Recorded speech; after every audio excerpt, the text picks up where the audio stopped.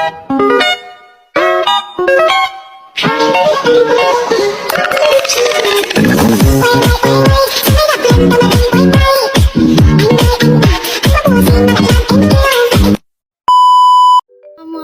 warahmatullahi wabarakatuh. Kenalin, aku Cinta Nurwandania. Aku dari Prodi Pendidikan Formal Fakultas Keguruan dan Ilmu Pendidikan dengan NPM A1J022001 Universitas Bengkulu.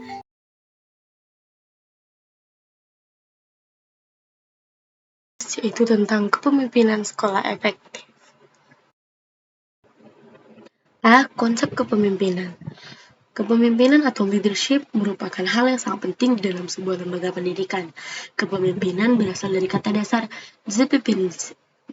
"pimpins" yang berarti bimbing atau tuntun.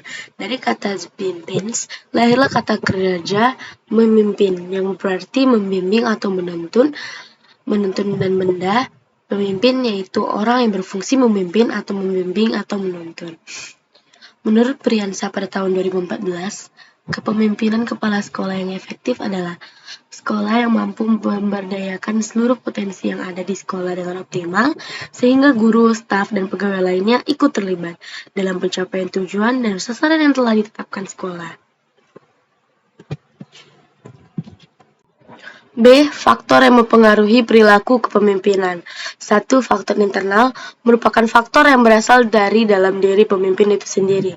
Misalnya, A. Pengertiannya tentang kepemimpinan, nilai atau hal yang dikejar dalam kepemimpinan, cara orang menduduki pangkat kepemimpinannya, pengalaman dalam kepemimpinan, pandangan seseorang tentang manusia. 2. Faktor yang berasal dari kelompok yang dipimpin, keadaan kelompok.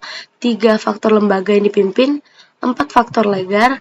5. Faktor lingkungan sosial. 6. Perubahan dan pembaharuan dalam teori dan bidang pembaharuan atau bidang pendidikan seperti perubahan kurikulum, kemajuan iptek, ilmu pengetahuan dan teknologi. C. Teori kepemimpinan. Pada umumnya berusaha menerangkan faktor-faktor yang memungkinkan munculnya kepemimpinan atau sifat atau bakat alam yang dimiliki pemimpin. Teori-teori tersebut menurut Said tahun 2010 adalah sebagai berikut: teori orang terkemuka atau Great Man Theory, teori lingkungan environmental theory, teori pribadi dan situasi, personal situation theory, teori interaksi dan harapan, interaction expectation theory, dan teori humanistik. D. Syarat dan prinsip kepemimpinan pendidikan. Asmendri pada tahun 2012 mengungkapkan syarat dan proses seorang memimpin pendidikan adalah sebagai berikut. 1. Seorang pemimpin harus memiliki kepribadian yang terpuji, paham dan menguasai tujuan yang hendak dicapai, dan mampu mengkomunikasikan kepada bawahan dan stakeholder. 3. Memiliki wawasan yang luas di bidang tugasnya dan bidang-bidang lain yang relevan. Dan keempat, berpegang pada prinsip-prinsip umum kependidikan. E. Kepemimpinan kepala sekolah yang efektif. Menurut Blake dan Mulder pada tahun 1994, dalam memimpin sebuah organisasi diperlukan beberapa elemen yang dapat mengantarkan sebuah kepemimpinan yang efektif, yaitu pertama, inisiatif, inquiry, advocacy, conflict solving, decisions making, critic. G. Kunci sukses kepemimpinan. Menurut Mulias pada tahun 2013, ada 10 kunci sukses kepemimpinan kepala sekolah, yaitu visi dan misi yang utuh, tanggung jawab, keteladanan, pemberdayaan staf, mendengarkan orang lain, memberikan layanan prima, mengembangkan orang, memberdayakan sekolah, fokus pada peserta didik, dan 10 manajemen yang mengutamakan praktik.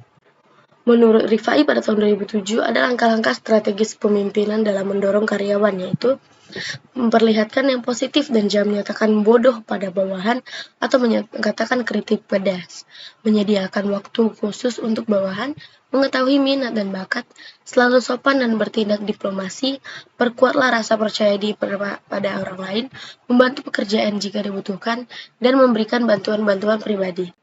H. Gaya kepemimpinan. Menurut Asmendri pada tahun 2012, ada 4 gaya kepemimpinan, yaitu sebagai berikut. 1. Tipe otoriter.